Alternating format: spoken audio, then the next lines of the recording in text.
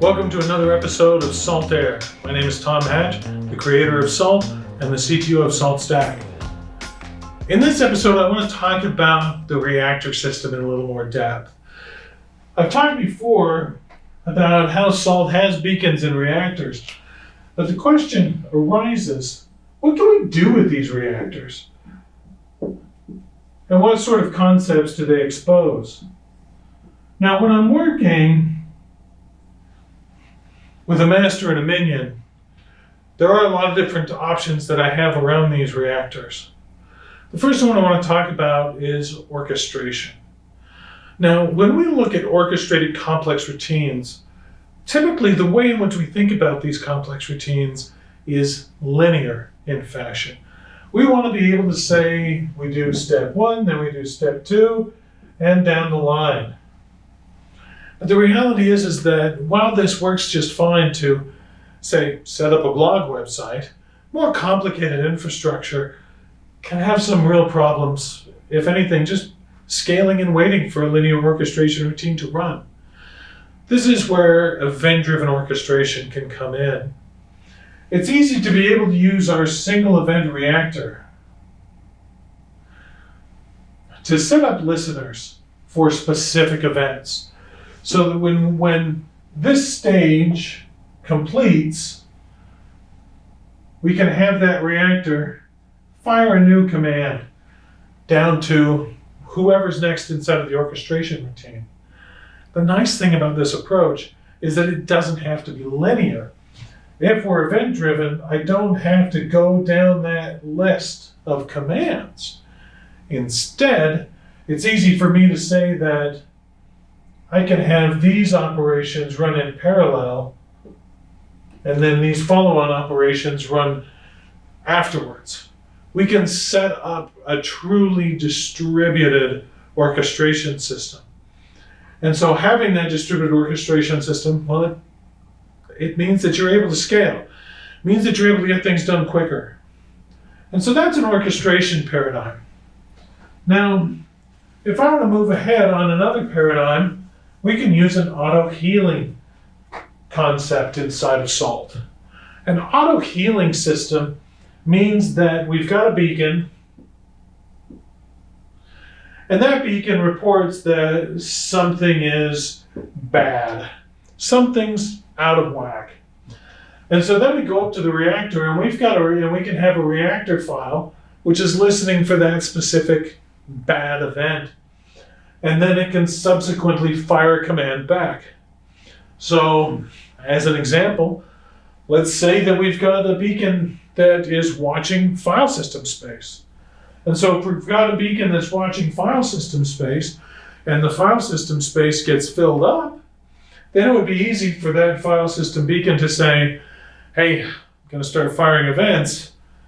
I'm above 95% capacity on this drive. And then we could have a very simple reactor that is able to say, one, we're pushing capacity of the drive, I can go notify someone.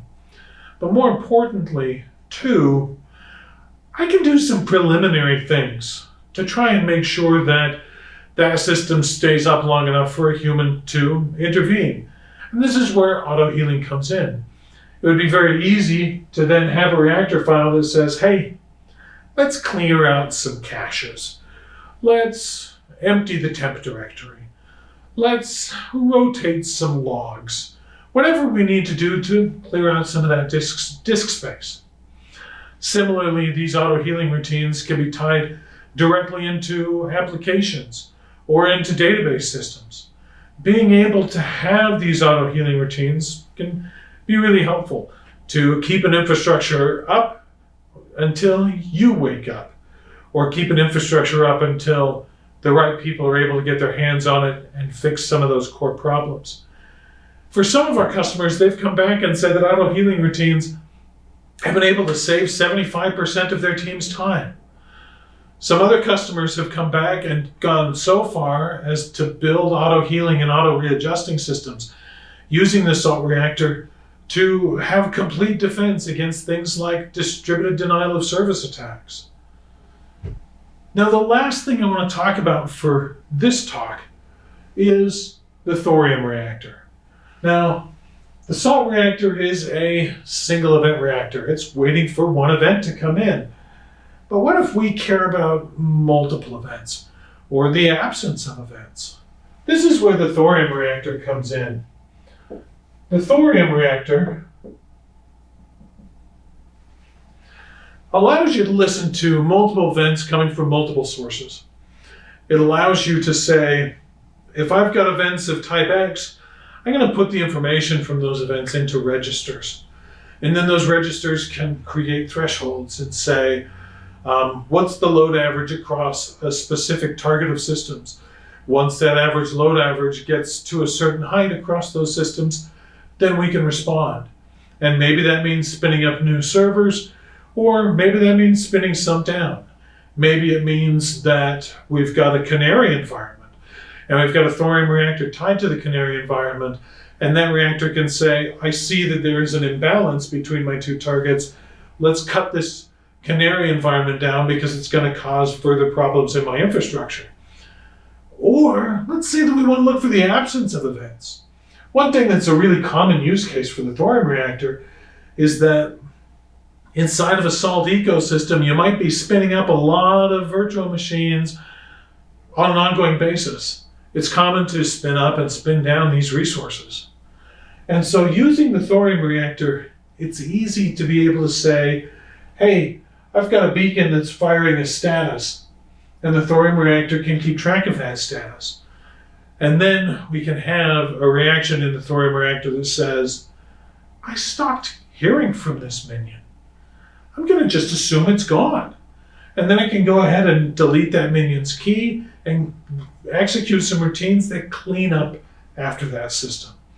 And so that cleanup routine is actually the main thing that we demonstrate inside of the thorium docs when we're introducing thorium.